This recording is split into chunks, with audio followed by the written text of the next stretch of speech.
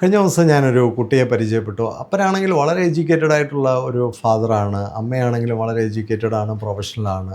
പക്ഷേ കുട്ടിയിൽ ഇതൊന്നും റിഫ്ലക്റ്റ് ചെയ്യുന്നില്ല. കുട്ടിക്ക് ആകെ കൂടെ കൺഫ്യൂസ്ഡ് ആയിട്ടുള്ളൊരു കുട്ടി. അതിൻ്റെ കമ്മ്യൂണിക്കേഷൻ തന്നെ ശരിയല്ല. ഒരു ഐ കോർഡിനേഷൻ ഇല്ല. ഒരു ഡിസ്റ്റോർട്ടഡ് ആയിട്ടാണ് കുട്ടിയുടെ പെരുമാറ്റമൊക്കെ. വലിയ സ്കൂളിലൊക്കെയാണ് പഠിക്കുന്നത്. ഒരുപാട് പണം ആ കുട്ടിക്ക് വേണ്ടിയൊക്കെ സ്പെൻഡ് ചെയ്യുന്നുണ്ട്. അവൻ ഉപയോഗിക്കുന്ന കാര്യങ്ങളെല്ലാം ഹൈലി ബ്രാൻഡഡ് ആയിട്ടുള്ള സാധനങ്ങളാണ്. പക്ഷെ എവിടെയാണ് ഇതിൻ്റെ ഒരു കുഴപ്പം കിടക്കുന്നത്? നമ്മളൊക്കെ മനസ്സിലാക്കേണ്ട ഒരു കാര്യം, നമ്മളൊക്കെ ജീവിതത്തിൽ വലിയ അച്ചീവേഴ്സൊക്കെ ആയത് നമ്മുടെ പേരൻസും നമ്മുടെ സൊസൈറ്റിയും നമ്മുടെ എഡ്യൂക്കേഷനും ഒക്കെ നമ്മളിൽ കുറേയൊക്കെ എൻട്രി ചെയ്യാനുള്ള ഓപ്പർച്യൂണിറ്റീസ് തന്നതുകൊണ്ടാണ്.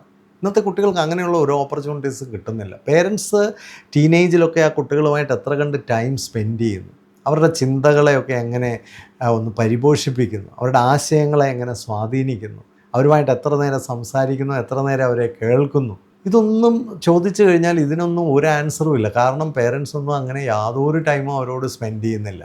അവർക്ക് വേണ്ടി കുറേ ഗാഡ്ജറ്റുകളെല്ലാം വാങ്ങിച്ചു കൊടുത്തിരിക്കുന്നു, കുറേ പുസ്തകങ്ങളൊക്കെ വാങ്ങിച്ചു കൊടുത്തു, കുറേ കോച്ചിങ് സെൻറ്ററുകളും ട്യൂഷൻ സെൻ്റർ. ഞാനൊന്ന് ചോദിച്ചോട്ടെ, നിങ്ങളുടെ മക്കളെ ഒരു ക്വാളിറ്റിയുള്ള ആളാക്കാനുള്ള എന്തെങ്കിലും ഉത്തരവാദിത്വം ഈ പറയുന്ന ഏജൻസികൾക്കൊക്കെ ഉണ്ടോ? ആർക്കും ഇല്ല. നമ്മുടെ മക്കളിൽ ഒരു ക്വാളിറ്റി ഉണ്ടാവണമെങ്കിൽ ഒറ്റ വഴിയേ ഉള്ളൂ. നമ്മൾ തന്നെ ആ കുട്ടികളുടെ ക്വാളിറ്റേറ്റീവ് ആസ്പെക്റ്റ് ശ്രദ്ധിക്കുക, അത് എൻ്റർ ചെയ്യാനായിട്ട് പരമാവധി പരിശ്രമിക്കുക. അറിയില്ലെങ്കിൽ അത് നമ്മൾ ഗെറ്റ് ട്രെയിൻഡ്, അത്രേ എനിക്ക് പറയാനുള്ളൂ.